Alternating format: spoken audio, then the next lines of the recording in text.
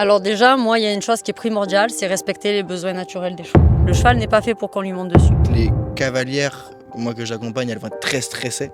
Et du coup, en fait, elles vont contaminer en plus leur cheval avec ça. Je fais beaucoup le lien entre, on va dire, l'être humain et un cheval, alors pas pour de l'anthropomorphisme, mais parce que le cheval, c'est un corps vivant.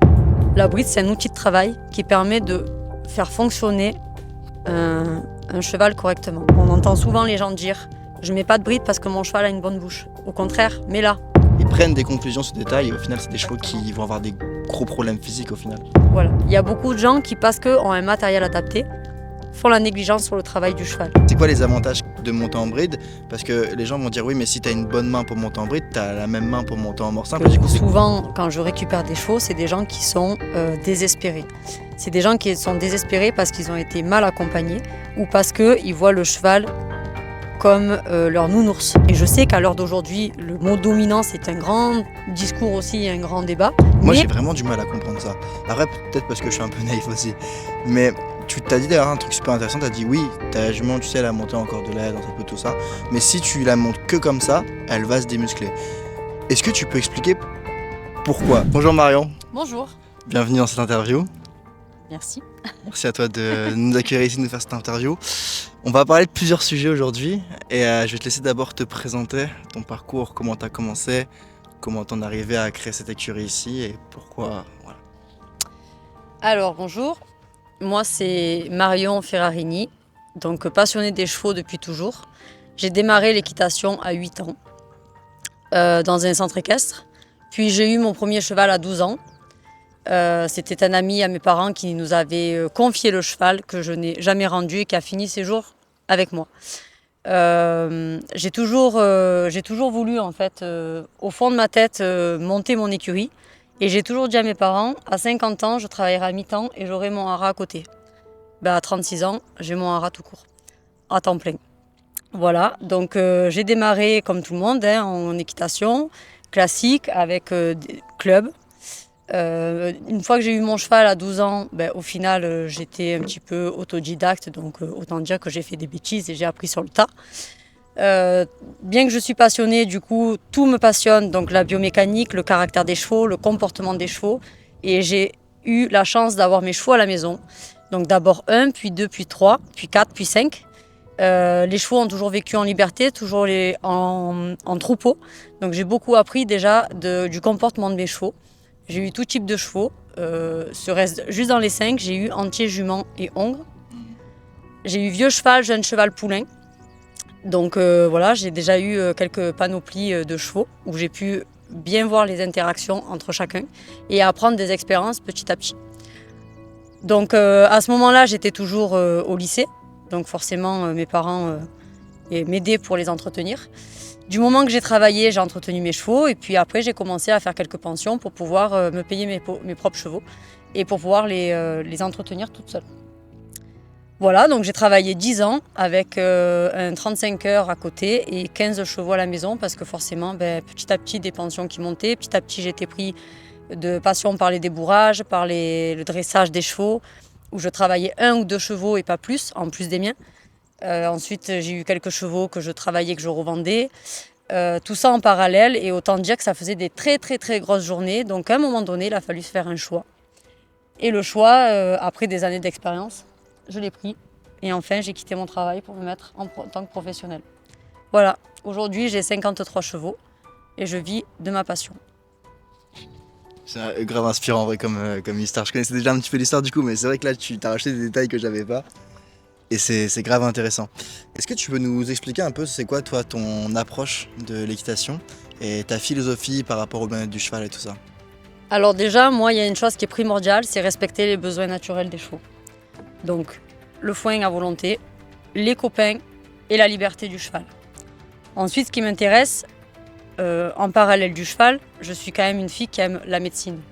J'aime tout ce qui est scientifique, j'aime tout ce qui est médecin. Tout ce qui est biologie, et donc je m'intéresse beaucoup à ça, mais à proprement parler, la biologie en tant que molécule, en tant que tout ce qui va se rapprocher de la naturopathie. Donc je m'intéresse à l'alimentation, j'ai lu beaucoup de choses, j'ai beaucoup de livres, j'ai une bibliothèque énorme à la maison. J'ai vu la bibliothèque. Voilà, je Elle est suis énorme. aussi intéressée par tout ce qui est problème vétérinaire. Je ne me prends pas pour un vétérinaire, je ne me prends pas pour un ostéopathe, je ne me prends pas pour une naturopathe. Mais en fait, toutes ces bases, ben, en fait, je m'en suis. Je ne vais pas dire que je les ai, mais en tout cas, je m'y intéresse et je les apprends. Et j'ai les livres à la maison, donc tout ce qui est ostéopathie, vétérinaire. Ça rejoint tout ce qui est kiné. Voilà, je suis quand même une sportive aussi, donc j'adore, en plus des chevaux. Je fais beaucoup le lien entre, on va dire, l'être humain et un cheval. Alors pas pour de l'anthropomorphisme, mais parce que le cheval, c'est un corps vivant, avec des os, des muscles, des ligaments, avec un organisme qui est comme le nôtre. Et parfois, ben, l'anxiété, tous les maux qu'on peut avoir par un manque d'exercice physique, par un manque de liberté, par un manque de jeu, de sociabilité, on les retrouve sur le cheval et souvent ça fait des choix problèmes. Ok. Voilà, donc le bien-être du cheval, pour moi, ça entoure tout, ça englobe tout. Ça englobe travail, nourriture, lien social. Et j'adore aussi la médecine douce. Je fais du shiatsu equin aussi, qui est beaucoup, quand on fait les études, on est beaucoup relié à la médecine classique. Voilà, il y a beaucoup de liens avec ça. Et pour moi, c'est un tout. Voilà, je ne vois pas le cheval. C'est pour ça que je ne dissocie pas. Je ne dissocie pas, on va dire, quand on travaille un cheval en liberté d'un cheval de concours. Pour moi, c'est la même chose. Ouais, c'est vraiment, tu prends le bien-être dans sa globalité avec tout ce qui l'entoure en fait. Exact. Toi, tu travailles principalement en bride dans ton travail. Il y a beaucoup de gens qui associent la bride, le pélam à quelque chose qui est mauvais, qui représente la douleur et la soumission chez le cheval. Qu'est-ce que toi, tu as envie de dire par rapport à ça? C'est quoi toi, ton expérience par rapport à ça et pourquoi en fait c'est pas du tout une question de douleur ou de soumission, mais plus d'utilisation au final? Alors moi, je pars du principe que déjà, avant d'avoir un cheval, il faut savoir déjà connaître toute l'histoire du cheval. Alors je ne parle pas de l'histoire préhistorique, hein, mais vraiment les besoins fondamentaux et connaître, on va dire, les comportements des chevaux, leurs besoins. Et surtout, savoir monter et savoir utiliser des outils avant de les utiliser. Voilà. Il y a beaucoup de gens qui se mettent à cheval et qui finalement rencontrent des problèmes parce que finalement ils sont allés trop vite, ils n'ont pas compris l'utilisation. Le cheval leur a dit discrètement des signaux ou serait-ce juste, ils ont fait les mêmes actions sur des chevaux à caractère différent et forcément ça crée des problèmes. Donc à un moment donné on a une main qui est mal utilisée. Donc forcément quand on met un pélam ou une bride dans une main qui ne sait pas faire, je rencontre beaucoup de cavaliers qui ne sont pas stables à cheval. Donc déjà dans leur posture, ils ne savent pas tenir sans se tenir et on leur met des rênes entre les mains. Donc souvent quand on met des mordures, parce que oui effectivement un pélam ou une bride ça peut être, donc c'est souvent attribué à de la dureté parce que les gens ne savent pas les utiliser. Parce que si tu perds ton équilibre à cheval, tu vas te rattraper dans tes mains. Et oui effectivement, du coup c'est beaucoup plus tolérant, je ne vais pas dire délicat, mais beaucoup plus tolérant pour un cheval de s'accrocher sur un mort simple que de s'accrocher sur une bride. Parce que tu sais, on a un peu cette image des chevaux qui vont être pleins de sang, typiquement en CSO, qui ont beaucoup de sang, beaucoup d'énergie, et qui du coup sont, par manque de dressage, sont obligés de les comprimer, du coup avec des morts et des trucs. Et en fait, est-ce que au final, tu penses pas que c'est la mauvaise utilisation très popularisée de ces outils qui en a fait finalement une mauvaise réputation? Parce qu'à la base, j'imagine que la bride et tout ça n'a pas été utilisé pour soumettre les chevaux ni pour créer de la douleur à l'origine. Alors je suis complètement d'accord avec ça. La bride, c'est un outil de travail qui permet de faire fonctionner un cheval correctement. On a un mort simple et on entend dans toutes les équitations, il faut que le cheval aille prendre son mort, aille se mettre sur son mort, aille prendre contact sur son mort. Donc effectivement, le mort simple, il sert à ça. Mais moi, je répète à chaque fois, il doit faire ça et on recherche ça même en bride, mais pas au détriment de son équilibre. L'équilibre naturel d'un cheval sans cavalier dessus, oui, c'est 60% du cheval, c'est lu dans les livres, on le connaît, 60% du cheval sur les antérieurs. Les postérieurs ne sont pas forcément dessous, le cheval ne tient pas forcément ses abdos, le cheval ne tient pas forcément son dos. Le cheval n'est pas fait pour qu'on lui monte dessus. Du moment que un cavalier veut monter sur un cheval, il doit prendre conscience qu'il doit changer son équilibre. Et du coup, le cheval doit contracter ses abdos, doit travailler son dos et doit se tenir dans un équilibre et pas s'affaler sur l'avant. On entend beaucoup les extensions d'encolure. Et forcément, peut-être je m'égare un petit peu. On est libre assez vite. On entend souvent les extensions d'encolure. Bien sûr que l'extension d'encolure est bonne, mais à force qu'elle est souvent répétée et imagée, on en perd l'importance de l'extension d'encolure qui est quand même un engagement des postérieurs avec un dos qui se tient. Et pour ça, il faut un équilibre. Il faut que le cheval se tienne et pour ça, nous, on se sert du coup du mors de bride pour tenir un garrot surélevé. On parle d'équilibre rassemblé, d'équilibre horizontal. Donc on va chercher des amplitudes et après on emmène un cheval dans le rassemblé. Pour moi, c'est pas ni un ni l'autre. Pour moi, on joue le yo-yo. On va prendre une ligne où il y a un 0, moins 100 et moins 1. Un cheval dressé, il est capable de passer du moins 100 au 100 ou du 100 au moins 100. Quand on dresse un cheval, on part de 0 et on fait moins 1 plus 1. Moins 2 plus 2, et on fait comme ça, on passe donc toujours du rassemblé à l'allongement, on va dire, voilà. Donc on va chercher l'équilibre vertical par le mors de bride, et on va chercher l'équilibre horizontal par le mors de filet. Voilà, donc pourquoi pour moi la bride est complète. Bien sûr que quand on parle de ça, et à l'heure d'aujourd'hui je parle de ça, ça paraît technique et ça paraît compliqué, ça paraît avancé.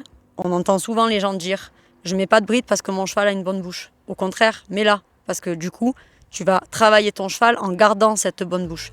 On entend souvent les cavaliers dire « je ne mets pas de bride parce que j'ai la main, je ne sais pas monter ». Apprenez à monter avec les brides, apprenez à monter déjà sans rien et apprenez à tenir et à utiliser des outils. Voilà. Et vous ferez moins mal à vos chevaux. Parce qu'en fait, on a beaucoup de cavaliers qui se déculpabilisent parce qu'ils montent avec des morts faibles. Enfin, je ne vais pas dire faible parce que ça fait autant mal, on tire sur la bouche du cheval. Mais du coup, on déculpabilise de se dire on a mis un mort fort dans la bouche. Voilà. Un mort faible. Oui, non, on déculpabilise de ne pas avoir mis un mort fort dans la bouche en se disant on peut s'accrocher parce que de toute façon, le mort, il est faible. Voilà, il est gentil. C'est quoi les avantages de monter en bride? Parce que les gens vont dire oui, mais si tu as une bonne main pour monter en bride, tu as la même main pour monter en mort simple. Du coup, c'est quoi l'avantage de la bride? Qu'est-ce que ça t'apporte en plus? Et qu'est-ce que tu perds si tu étais par exemple en mort simple et sans bride? Donc je vais répondre à cette question par autre chose. Okay. Quand on promène un chien à l'extérieur, le chien il écoute au doigt et à l'œil, on le tient pas. Mais ça n'empêche pas d'avoir la laisse dans la main. Voilà, donc monter en bride, il y a des chevaux où j'utilise pas du tout le mors de bride. J'ai des poulains que je débourre en mort simple, parce que clairement on n'est pas sur le contact, on n'est pas sur la recherche d'équilibre, on est juste sur l'acceptation du cavalier.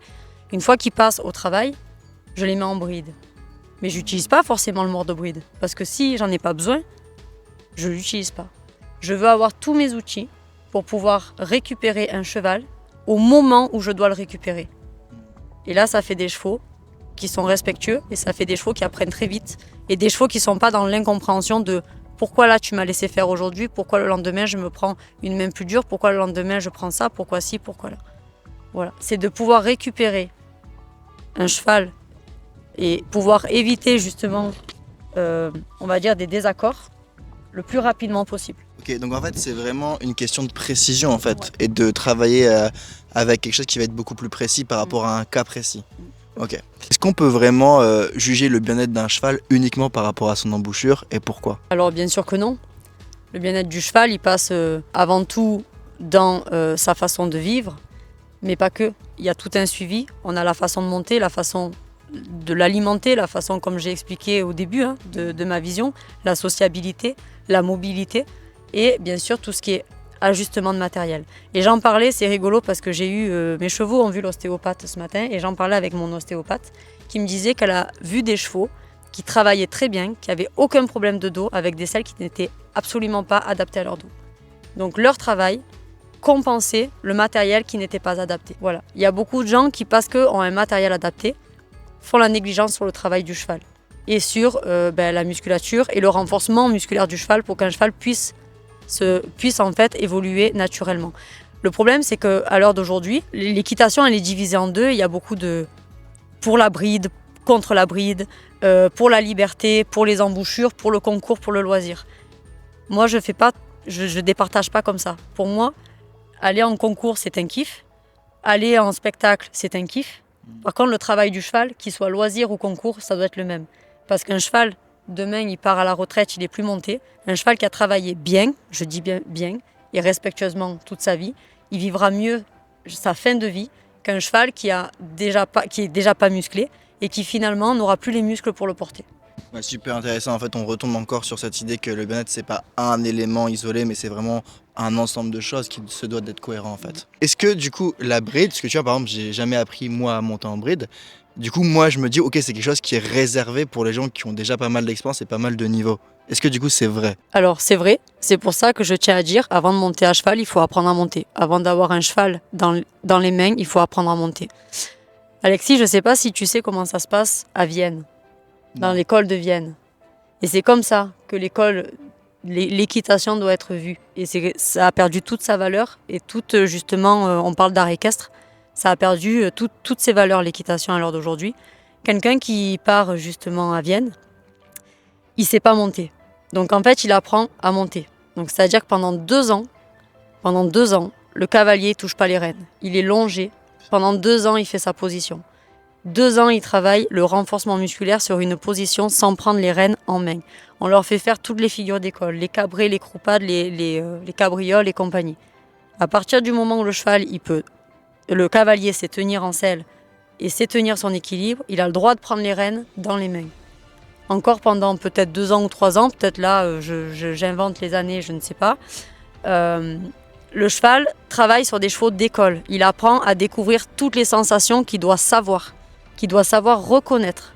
Et une fois qu'il sait faire marcher un cheval d'école dans toute la panoplie du dressage qu'il sait faire, et une seule fois, uniquement quand ça c'est acquis, on lui met un jeune cheval entre les mains. Voilà comment l'équitation doit être. Et tout ça, ça a été perdu. On est loin des enfants de 10 ans qui ont galopette. C'est pas pareil. Putain, mais en fait, les mecs, pendant 2 ans, ils font que de la position. C'est fou. C'est fou, mais comment ils rentrent à l'école de Vienne du coup? C'est un truc militaire un peu, non? Alors ça, oui, c'est militaire. Ouais. C'est comme nous au mur et compagnie. Ok. Comment est-ce que toi tu fais pour savoir quelle embouchure tu vas mettre sur un cheval, s'il va plutôt être à l'aise avec ça ou ça? C'est quoi un peu les signes que toi t'observes? Alors je sais que c'est beaucoup une question de ressenti aussi, mais c'est quoi un peu les trucs où tu vas dire ok ça montre que c'est plutôt bien, ça au contraire je sais que je dois plutôt faire attention. Je ne me pose pas toutes ces questions. Je mets une bride et je fais mon travail. La question que je vais savoir, c'est juste, est-ce que le cheval est détendu? Est-ce qu'il est assez? Est-ce qu'il faut que je reprenne du travail à pied? Est-ce que mes étapes sont assez acquises pour que je puisse passer à l'étape suivante? Voilà comment je réfléchis.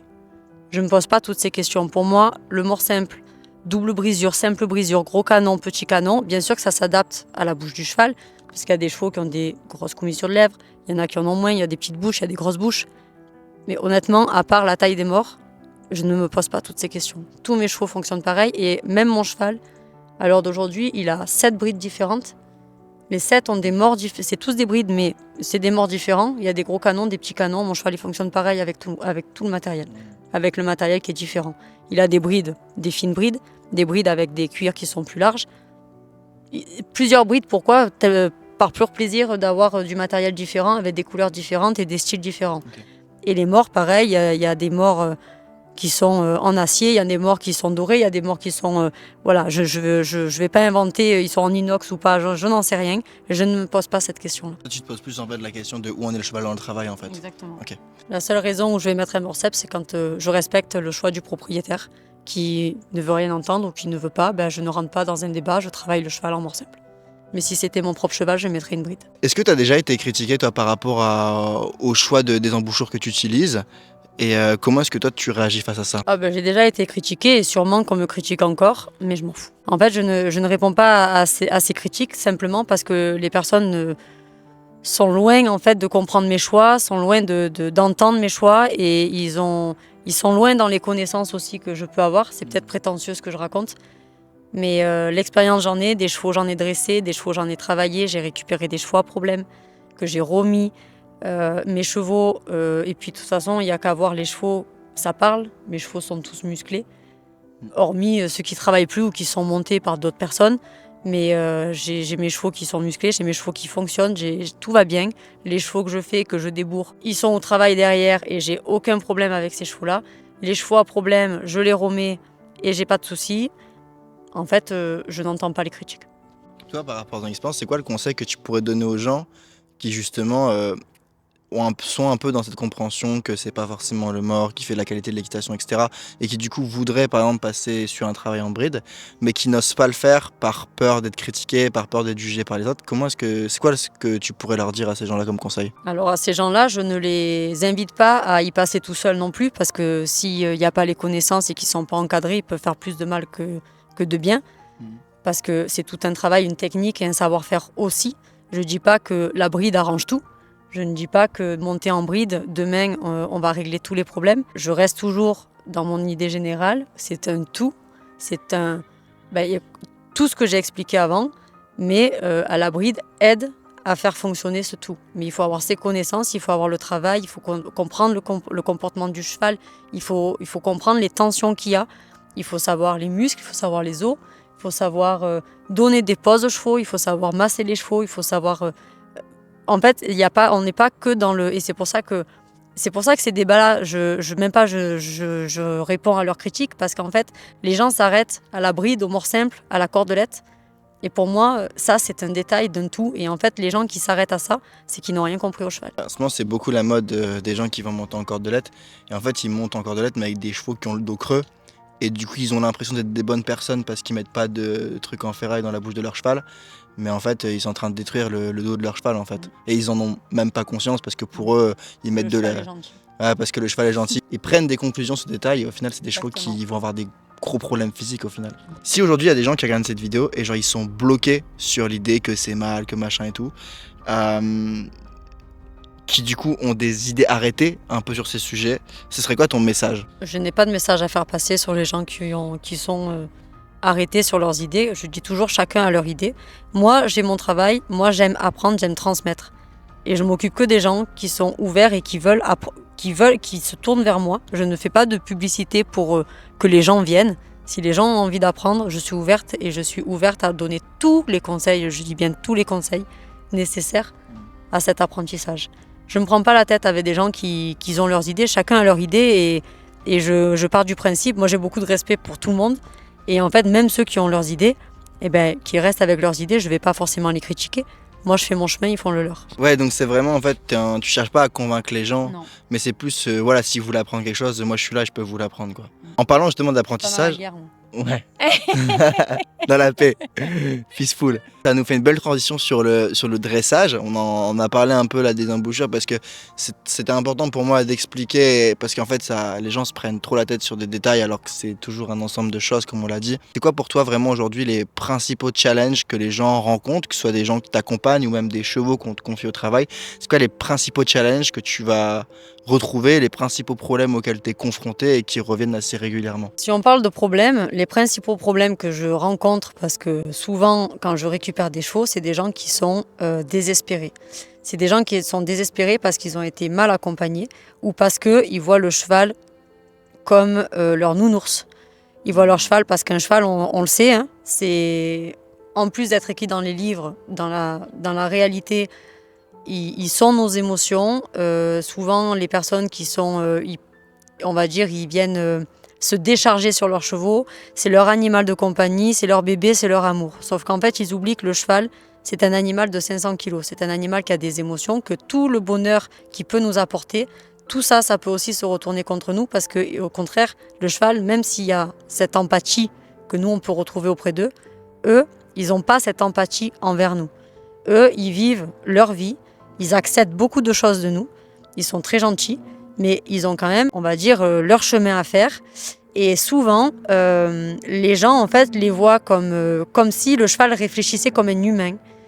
Donc, anthropomorphisme à ce moment-là. Il y a beaucoup de gens qui font ça à ce moment-là.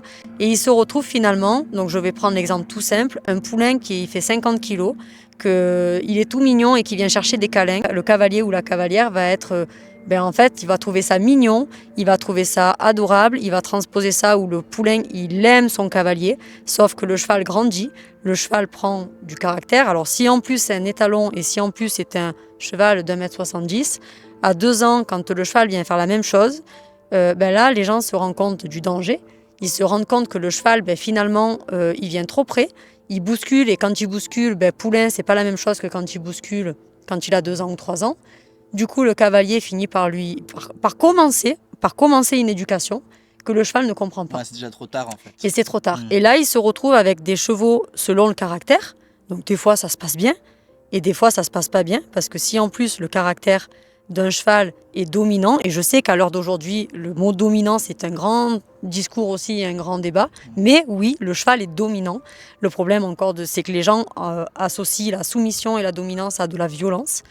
Mais quand on est cheval, la dominance, c'est pas associé à de la violence, mais juste à un leadership qui est fort, à une haute place dans la hiérarchie. C'est ça la dominance chez le cheval.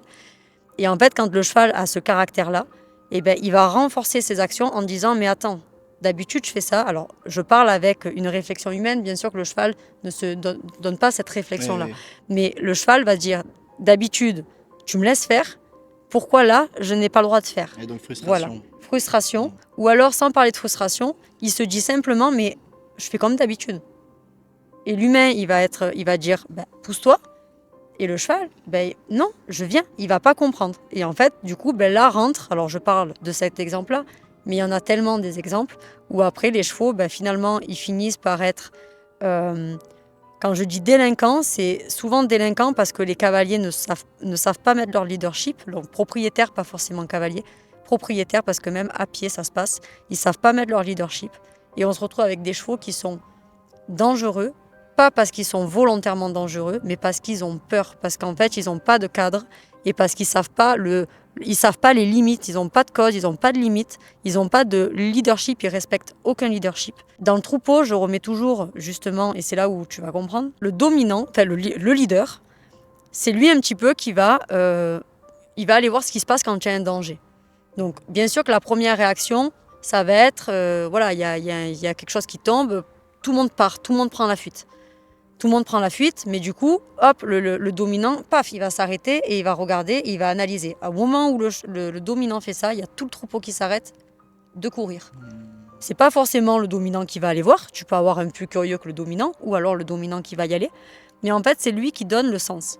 Donc ça veut dire qu'en fait, les chevaux sont des animaux de fuite, et ça, les gens, ils oublient parce que les chevaux sont cloisonnés, parce qu'ils sont dans des box, parce qu'ils sont dans des petits paddocks.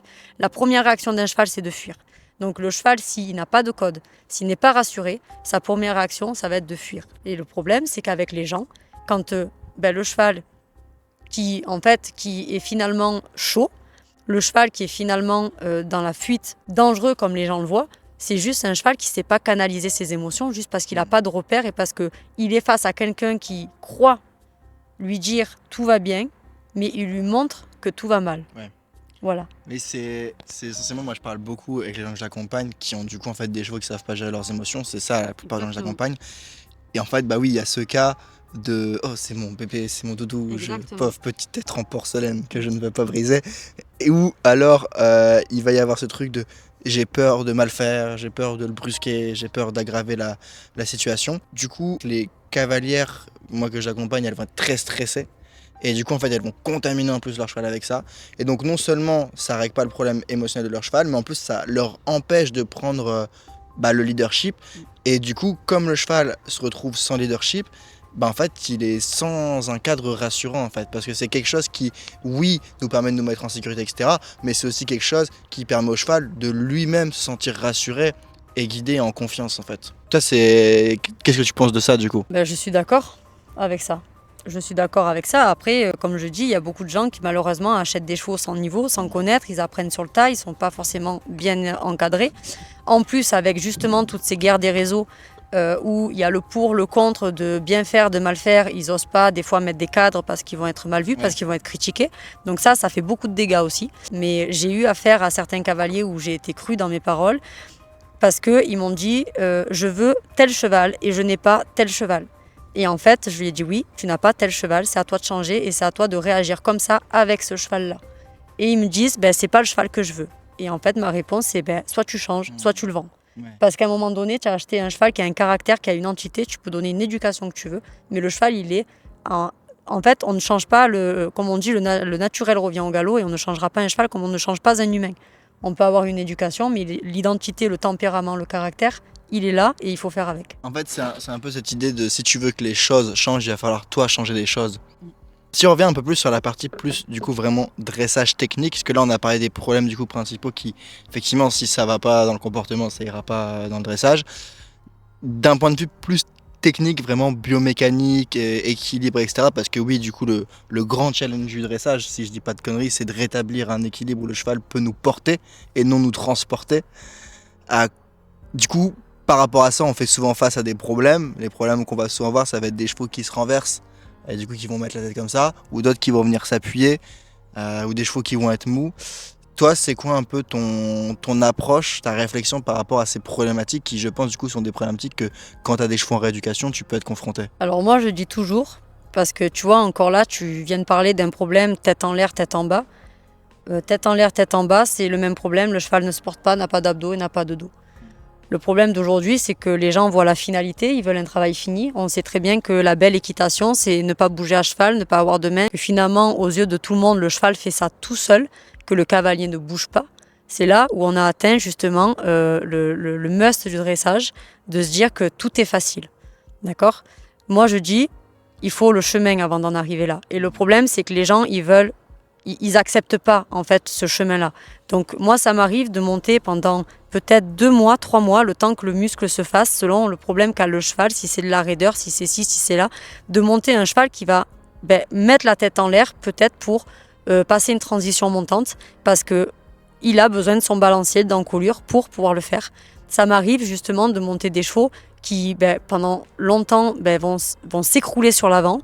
Ces chevaux-là, par exemple, jamais, mais jamais je vais m'aventurer au galop ou au trot si je n'ai pas un équilibre au pas, parce que je sais que je pars au casse-pipe, je sais que j'emmène le cheval encore plus en déséquilibre si je rajoute de la force et de l'énergie, si je n'ai pas justement cet équilibre qui est carré justement dans une allure qui est lente et décomposée. Donc en fait, tout ça, même si je suis partie sur les deux extrêmes là, du cheval tête en l'air, du cheval tête en bas, ça veut dire un truc, c'est que les gens ne sont pas patients. Les gens, ils vivent et ils travaillent leurs chevaux pour les yeux des autres. Et ils savent même pas prendre le temps et en fait être vraiment à l'écoute de leur cheval en se disant peut-être que mon cheval est comme ça aujourd'hui, mais moi je sais pourquoi il est comme ça, je sais pourquoi je le travaille dans ce sens-là, et se dire que la tête qui s'écroule ou qui finalement se met à l'envers, c'est une conséquence de quelque chose qui ne passe pas. C'est une conséquence d'un dos qui ne se passe pas. Alors oui, il y a peut-être, moi ça m'arrive, il y a des séances où on me dit mais le cheval il est pas bien. Et les gens, souvent ils prennent ça pour une critique. Et je vais dire oui, le cheval est pas bien. Je suis en train de travailler ça, il passe pas ici, il a ça qui est bloqué, il y a ça qui est dur, il y a ça qui est raide. Il arrive à écarter le postérieur droit facilement de son corps, il n'arrive pas à écarter le postérieur de gauche de son corps. Donc forcément ça fait une dissymétrie, forcément ça va faire des chevaux irréguliers.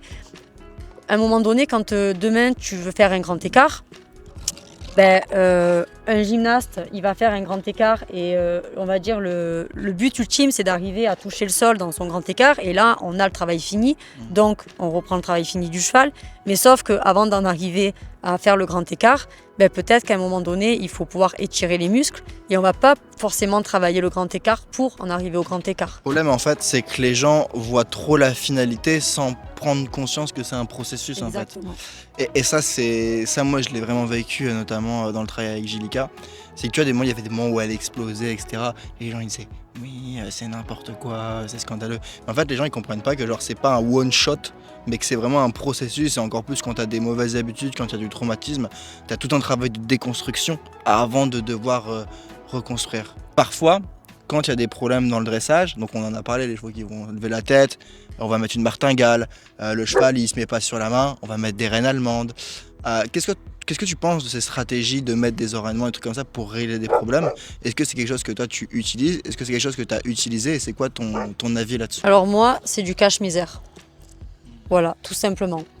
Je ne vais pas aller plus loin. Le seul truc que j'utilise moi en enrainement, entre guillemets, ça va être des rênes fixes quand je longe et uniquement ma rêne fixe à l'extérieur qui va remplacer ma rêne extérieure à cheval et ma rêne intérieure ou ma longe sans rêne fixe qui va justement remplacer le doigté de ma main intérieure. En fait, je transpose mon travail monté au travail à la longe. Donc, je mets juste ma rêne fixe à l'extérieur qui est bien sûr pas bloquante pour le cheval. Ma rêne fixe, elle est juste légèrement détendue pour permettre au cheval d'aller chercher son contact. Et je ne la mets pas tendue pour bloquer le cheval. Un autre moment où je peux utiliser des rênes fixes, où je vais mettre à ce moment-là les rênes fixes de chaque côté du cheval, ça va être purement un travail, on va dire, d'éducation sur des chevaux qui sont agités, mais agités et dangereux, qu'on ne peut pas travailler à pied à côté parce qu'ils vont nous donner des coups de tête, parce qu'ils vont nous mordre. Donc là, je tiens en fait le cheval droit, même si je le serre un petit peu. Oui, ça m'arrive de serrer à ce moment-là le cheval, mais je sais que biomécaniquement, c'est absolument pas bien pour lui. Je sais que biomécaniquement, je le bloque, je sais que je lui crée des frustrations, mais en fait, c'est juste que je joue sur son mental un petit peu pour dire « je suis à côté de toi, bouge pas de ta place ». Voilà, pour pouvoir en fait travailler en sécurité et pour pouvoir travailler avec un cheval qui est droit. Mais généralement, ça c'est très, on va dire ponctuel dans mon travail, le temps de. Et si vraiment je vois qu'une ou deux fois ça ne change pas mon travail, que le cheval n'a pas compris, ou alors que ça crée encore plus de frustration ou pas, je change de méthode. Ouais, donc en fait, c'est toujours utiliser le bon outil en fait, au bon moment, dans la bonne situation. En ce moment, on a parlé un peu des entraînements, mais enfin en ce moment, ça fait quand même quelques années maintenant, il y a un gros débat pour, contre le mort, etc. Et en fait, moi au début, j'étais pas forcément pour le mort, parce que en fait, j'avais pas connaissance de ce que ça pouvait apporter, etc. Sauf que maintenant, en comprenant qu'effectivement le mort peut jouer sur les ATM et donc décontracter la bouche du cheval et donc la nuque et donc l'encolure et donc le dos, etc. Et donc si c'est bien fait et du coup permet au cheval de mieux fonctionner, je comprends l'utilité. Mais il y a quand même ce gros débat de pour ou contre. Je vais pas te demander si tu es pour ou contre. C'est quoi du coup les avantages concrètement à monter avec un mort? Est-ce qu'il y a des avantages à monter sans mort? Est-ce qu'il y a des inconvénients à monter avec un mort? Est-ce qu'il y a des inconvénients à monter sans mort? C'est quoi un peu toi ce que tu sais monter sans mort, hein, tu vois toi aussi. C'est quoi du coup ton expérience toi par rapport à ça et ton avis là-dessus? Alors mon avis là-dessus, pour tout ce qui est renforcement, éducation et travail de fond et vrai travail du cheval, c'est avec un mort. Bride, pour moi. Tous les à côté, monter avec un mort simple parce que on veut faire une compétition où c'est obligé de monter en mort simple. On va monter en mort simple.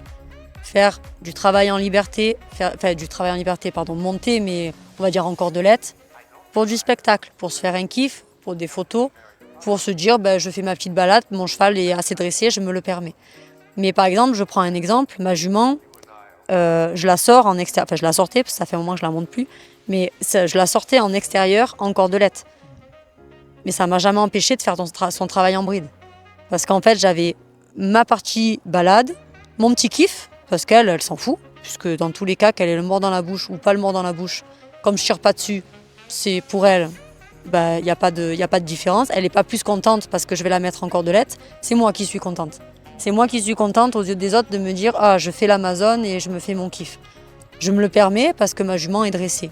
Et je me le permets parce que je vais le faire une fois ou deux. Si demain, parce que ma jument elle est dressée, je fais que de la cordelette, elle finit par perdre son dressage. Pourquoi? Juste parce qu'elle finit par perdre le renforcement musculaire que je lui ai apporté en bride. Donc pour moi, c'est pas que c'est complémentaire. Ouais. Pour moi, on travaille le cheval, on forme le cheval, on fabrique le cheval musculairement. Je parle de biomécanique, je ne parle pas de mental. Je parle vraiment de renforcement musculaire comme quelqu'un qui va faire de la musculation, comme quelqu'un qui va faire du sport. À l'heure d'aujourd'hui, ce qu'on rencontre le plus souvent, et c'est pour ça qu'il y a des débats à ce sujet, il y a très peu, et presque, si je pense, sur une totalité jusqu'à de pourcentage, il doit peut-être avoir 10% de cavaliers qui font du sport et qui savent vraiment reconnaître en fait une douleur musculaire, si c'est une crispation, si c'est une courbature, si c'est une déchirure, savoir justement utiliser ses muscles, savoir contracter ses muscles, décontracter ses muscles. Et je pense qu'à l'heure d'aujourd'hui, il n'y a pas beaucoup de cavaliers qui font ça. C'est pour ça aussi que l'équitation est critiquée et qu'on dit souvent que l'équitation n'est pas un sport. Parce que oui, effectivement, si on monte sur le cheval sans rien faire, ce n'est pas un sport. Par contre, si on fait attention à tout ça, c'en est un. Donc en fait, du moment qu'on a cet état d'esprit à se dire qu'on fabrique le cheval musculairement pour qu'il se porte, pour pouvoir pas forcément monter et se montrer sur les réseaux ou aller faire du concours, mais juste pour son bien-être naturel et pour qu'il puisse vivre juste ces belles heures tranquilles, au pré tranquille jusqu'à 30 ans sans problème. Si le cheval est bien dressé, pourquoi pas de temps en temps se faire un kiff de travailler en liberté avec la cordelette, juste parce qu'il est éduqué. Donc bien sûr, il y a l'éducation, et il y a le renforcement musculaire. Il y en a beaucoup qui sont en cordelette et qui me disent « mais pourquoi tu veux que je lui mette un mort, il s'arrête ?» Oui, mais moi je lui dis « il s'arrête ». Mais comment il s'arrête? Voilà. On peut savoir faire une planche, mais est-ce que tu tiens vraiment tes abdos quand tu fais la planche ou est-ce que tu te laisses le dos creux et tu t'abîmes encore plus tes lombaires? Voilà, il y a le savoir-faire et le comment tu le fais. En fait, il y a l'exécution et il y a une réponse à une action et il y a le comment tu vas répondre à cette action-là. Mais c'est un peu comme tous les... Enfin, pas tous, mais certains cavaliers de club qui pensent qu'ils savent mettre les chevaux sur la main alors que les chevaux sont juste en session de nuque en fait et il n'y a pas d'engagement de... Oui, et souvent les gens qui te disent qu'ils mettent les chevaux sur la main, ils mettent les chevaux sur la main. Donc ça veut dire que c'est eux qui font le travail, alors que moi, je laisse le cheval se mettre sur la main. Donc on me voit souvent monter avec des rênes longues, souvent justement, ou alors ajustées, parce que je monte aussi avec des rênes courtes pour tenir le cheval si j'ai un cheval qui plonge. Mais en fait, le fait que j'ajuste, je ne vais pas ajuster pour tenir le cheval et mettre mon contact moi, je vais laisser le cheval aller prendre son contact. Et ça, c'est la différence. Mais pas l'engagement des postérieurs notamment. Effectivement, bien sûr qu'à chaque fois que je parle de main et de mort, on n'oublie pas les postérieurs. Sans engagement, il n'y a rien qui se passe, on est d'accord. Moi j'ai une question, en fait c'est un truc qui me... Moi j'ai vraiment du mal à comprendre ça. Après peut-être parce que je suis un peu naïf aussi. Mais tu t'as dit d'ailleurs un truc super intéressant, t'as dit oui, ta jument tu sais elle a monté en cordelette, dans cette peau, tout ça. Mais si tu la montes que comme ça, elle va se démuscler. Est-ce que tu peux expliquer pourquoi? Genre qu'est-ce qui fait que la cordelette ou... Bon, cordelette c'est un peu particulier mais on va prendre le side pull par exemple. Qu'est-ce qui fait que le side pull ne te permettra pas d'avoir le même résultat? À quoi vraiment ça va être dû précisément les facteurs physiques, etc. Et bien finalement parce qu'on perd l'équilibre, parce que finalement le cheval qui monte en side pull, il va aller se mettre dans le side pull et il va finalement trouver ça super agréable. Où au final, eh ben, il va finir par s'appuyer, s'affaler jusqu'à perdre des muscles. Si demain tu te mets, là par exemple tu es musclé, tu sors de la salle de sport, tu as fait 3 ans de salle de sport, tu es super bien musclé. Demain tu marches avec des béquilles à vie, ben, tu te démuscles. C'est clair. Et pourtant tu es musclé de base. Par contre si tu n'utilises plus ton dos et pour te tenir, mais que tu t'affales sur des béquilles, tu n'utilises plus en fait, si tu n'as plus l'utilisation de tes muscles, et c'est pas parce que tu es musclé que tu les gardes. Avant, je faisais de la gym acrobatique, je faisais des saltos sur une poutre. Aujourd'hui, je n'arrive plus à faire un grand écart parce que je n'ai plus travaillé ces muscles-là. Et le cheval, c'est pareil. Donc en fait, oui, le cheval va venir s'appuyer doucement, mais bien sûr que ça va peut-être pas se passer. Peut-être que tu vas pouvoir le monter 1 an en side pull. Et puis après, ben, là va commencer à se dégrader les choses. Je dis pas, peut-être qu'un cheval qui est dressé, après, on dresse un cheval pour moi en bride, on peut après le monter en régularité, un cheval qui est monté 4 fois par semaine, on peut le monter 3 fois par semaine en side et faire juste une seule séance en bride, histoire de dire qu'il ne perde pas son dressage. Ça oui, mais une fois que le cheval est dressé, une fois que le cheval, et je ne parle pas de dressage à proprement parler, je parle de renforcement musculaire, donc d'éducation, c'est pour ça qu'on dit dressage, parce qu'il y a éducation dans le mot dressage, mais il y a renforcement musculaire. Une fois que le cheval a atteint son dressage complet, bien sûr qu'on peut faire. Okay. Bien sûr qu'on peut se dire, je fais moitié-moitié. Mais en fait, mais il ne faut pas laisser se dégrader la musculature. Oui, en fait, c'est la cordelette ou l'école de corde ou le side pull, en fait, c'est la finalité. C'est la finalité. Ouais, c'est pas le process. Exactement. Et tu as dit un truc qui était intéressant, tu as dit oui, le side pull, du coup, vu qu'il est entre guillemets, enfin, tu l'as pas dit comme ça, mais le cheval va s'appuyer dessus parce que c'est confortable et tout, mais si le cheval s'appuie et je le remonte, du coup je peux quand même le remonter sur le side pull. Donc pourquoi est-ce que ça m'empêcherait de le muscler en fait? C'est ça que moi j'arrive pas à comprendre. Alors si tu arrives justement, si ton cheval répond, en fait, si ton cheval répond à ça, bah oui, okay. Je suis pas contre si ton cheval répond au fait que tu vas vibrer et qu'il est suffisamment assez sensible pour répondre à ton side pull, ok. Une fois que le cheval est dressé, ok. Par contre, si ton cheval, il a compris qu'il pouvait faire un petit effort à se dire « Ah finalement, je réponds pas », finalement, ton action de side pull, tu vas la faire peut-être plus forte. Donc finalement, tes aides, elles vont passer de discrètes à de plus en plus fortes. Et au final, tu déconstruis ton dressage et la finesse de ton travail. Donc en fait, ça va dépendre aussi beaucoup des chevaux, au final. Il y a des chevaux qui vont pouvoir monter en side pull et très bien fonctionner, parce qu'ils ont peut-être cette sensibilité, et d'autres qui sont peut-être un peu plus... si je peux m'économiser, je vais m'économiser, et du coup, eux, ils feront pas forcément l'effort. Bien sûr. Ok. Ouais, donc en fait, c'est vraiment, on apprend avec les outils qui ont été créés pour, et après, on peut s'amuser à passer sur d'autres choses. Et si ça fonctionne pour le cheval, c'est bien. Mais si ça fonctionne pas, il faudra du coup repartir sur les outils qui sont faits pour. C'est ça en gros l'idée. Ok. Disons que pour moi, tous ces débats de pour ou contre qui sont pour n'importe quel débat, pour moi c'est des broutilles parce qu'en fait on part d'un principal et du moment qu'on a le principal, on peut faire ce qu'on veut derrière. Ok. Moi, je suis vraiment naïf là-dessus. Genre, je pense vraiment que, tu sais, tu peux par exemple mettre ton filet et du coup apprendre au cheval. Enfin, tu sais, ton cheval il est dressé et progressivement tu mets le side pull et après tu rééduques là-dessus. Mais effectivement, j'avais pas pris en compte que peut-être il y a des chevaux qui vont avoir ce tempérament, tu sais, à venir. Parce qu'en fait, on pense un peu trop toujours que tous les chevaux sont pareils et que du coup, quelqu'un va avoir un cheval qui va peut-être être très sensible en side pull et du coup, il va croire que c'est la solution parce que ça va marcher pour son cheval. Mais on lui met il va y avoir d'autres personnes avec d'autres chevaux, du coup, il va les critiquer parce que c'est juste une réalité qui est différente. Il y a aussi qu'en side pull, en licol et en cordelette, il faut pas oublier que le cheval ne mâche pas. Ouais. Donc il ne détend pas les ATM, il ne détend pas les cervicales. Il n'y a pas de session de mâchoire qui se passe, donc forcément il y a une décontraction qui est moindre. Ouais, exactement. Et ça, j'allais justement en venir. C'est justement moi ce qui m'a fait changer ma réflexion par rapport aux morts et tout. C'est que quand tu comprends que l'action de la mâchoire, l'action de mâchoire et la stimulation des ATM te permet de décontracter la bouche, l'encolure et le dos, etc., et d'avoir un cheval qui fonctionne mieux. En fait, si tu ne l'as plus, en fait, t'as un side pull ou une cordette, en fait, t'as rien dans la bouche. Donc tu peux pas avoir ces actions décontractantes, en fait. Et c'est ça, en fait. C'est pour ça que je suis contre. Et voilà, et c'est ça en fait, je suis vraiment entre les deux, parce que je me dis d'un côté c'est possible parce que des gens le font, mais après j'ai peut-être pas encore l'œil pour voir si, ouais les gens ils le font, mais peut-être qu'ils le font mal et que je ne le vois pas. Quand tu parles de, ok peut-être 3 fois dans la semaine tu vas monter en side pull et une fois en mort ou en bride pour revenir une bonne séance truc, là en fait je trouve que ça a vraiment de la cohérence et en fait on rentre vraiment dans quelque chose qui est plus noir ou blanc, mais qui est plus en fait un ensemble de nuances.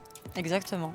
Et les gens veulent trop mettre les choses dans ça c'est noir, ça c'est blanc, ça c'est bien, ça c'est pas bien, alors qu'en fait, et ça c'est marrant parce que quand tu parles avec des gens vraiment de haut niveau de toutes les disciplines, ils te disent non c'est pas vraiment ça, non c'est pas vraiment ça, mais c'est toujours en fait que des trucs de nuances en fait. Et plus l'expérience des gens augmente, plus ça devient de moins en moins binaire. En fait c'est comme si plus les gens étaient débutants, plus ils étaient binaires. Et moins ils étaient débutants, plus ils étaient ouverts et plus ils avaient cet esprit de nuance. Bah écoute, merci beaucoup pour cette interview, c'était quand même un peu long. Je pensais pas que ça durait aussi longtemps. C'était super intéressant. Moi, ça fait quasiment 2 semaines maintenant que je suis là. J'ai appris vraiment énormément de choses. Moi-même, j'avais des a priori sur la bride et tout en venant ici. Marion m'avait expliqué sa vision des choses et j'avais compris. Mais c'est vrai que moi, je pense que si les gens ont des a priori sur ça, il faut aller voir des gens qui s'en servent, des gens qui s'en servent bien.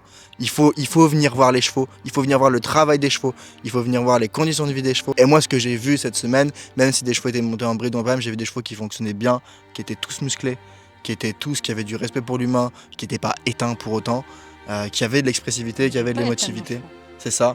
Et donc moi, je pense que tous ceux qui ont des a priori, en fait, il faut se poser la question de qu'est-ce qui est le plus important pour soi. Rester dans ses croyances et se rassurer et s'auto-convaincre, ou avoir cette envie de se perfectionner, de chercher, de s'améliorer et avoir un peu comme toi, tu sais, cet esprit un peu scientifique, de venir comprendre qu'est-ce qui fonctionne. Et du coup, sortez de chez vous, allez voir des gens, prenez des cours avec Marion. Et d'ailleurs, ouais, si les gens veulent te contacter, s'ils veulent te suivre, s'ils veulent travailler avec toi, que ce soit pour mettre des chevaux, parce que tu fais de la pension, tu fais de la pension de travail, tu fais aussi de l'enseignement, tu fais des stages, tu fais des spectacles aussi. Si les gens veulent te suivre, veulent te contacter et travailler avec toi, comment est-ce qu'ils peuvent faire ? Eh ben, ils peuvent venir voir déjà sur mes réseaux, donc tout simple, Marion Ferrarini sur Instagram, sur Facebook, ou Écurie Ferrarini sur Instagram, sur Facebook.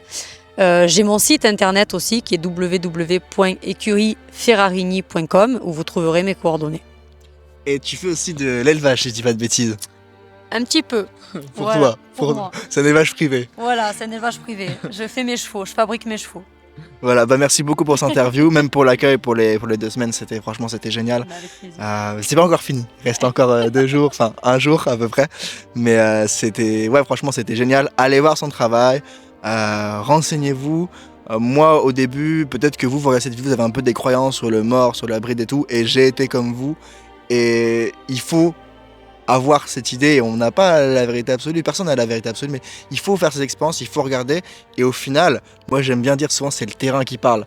Parce que si t'as quelqu'un qui te dit oui le side pull, le cordelette c'est mieux pour le cheval et que t'as un cheval qui a le dos creux, qui est tout maigre et qui est comme ça et le pauvre on sait même pas comment il marche et qu'à l'inverse t'as quelqu'un qui a un cheval musclé, qui est bien dans son corps, bien dans sa tête, en fait au final c'est le terrain qui parle. Et si la personne dit oui mais machin, bah en fait c'est juste un haineux. Quand le terrain te prouve que c'est ça et que toi tu dis non, t'es juste un haineux en fait. Voilà. Donc voilà. Merci pour avoir regardé cette vidéo. N'hésitez pas à vous abonner, à mettre le like, à aller suivre Marion. C'est super intéressant. En plus, tu partages des évolutions de chevaux que tu as au travail et tout. J'aime bien. Ouais. J'aime bien faire le avant-après. Souvent. Ou même mettre des vidéos où les chevaux sont pas parfaits parce que j'aime mettre l'évolution du cheval. Et c'est ça aussi que j'ai trouvé super intéressant ici, c'est que tu as eu des chevaux, donc ton cheval par exemple qui est très bien dressé, qui est vraiment bien, etc. Tu as eu ton cheval aussi dans des jours où il n'était pas forcément dedans, Pas bien, ouais. c'est ça. Et tu as eu également des chevaux qui sont en rééducation, et donc là tu vas avoir des actions plus où tu vas lever tes mains, etc. Mais ça fait partie du process en fait. Et c'est ça que j'aime bien ici, c'est que t'es vraiment concentré sur toi, sur ton travail, sur ce qui est bien pour le cheval, sur ce qui va l'aider. Pas sur ce qu'on peut me juger en apparence. C'est ça. Et même sur les réseaux, parce qu'il y a des gens qui peuvent mettre vraiment des bonnes images parfaites sur les réseaux. Et c'était Marion qui m'avait dit ça, et je trouvais ça très juste. Elle m'a dit, tu vois le vrai travail de quelqu'un quand les portes de l'écurie sont fermées. Exactement. Et moi j'ajouterais même quand les portes sont fermées et que les caméras ne tournent pas. Exactement. Voilà. Prenez soin de vous et je vous dis à la prochaine. Bye tout le monde.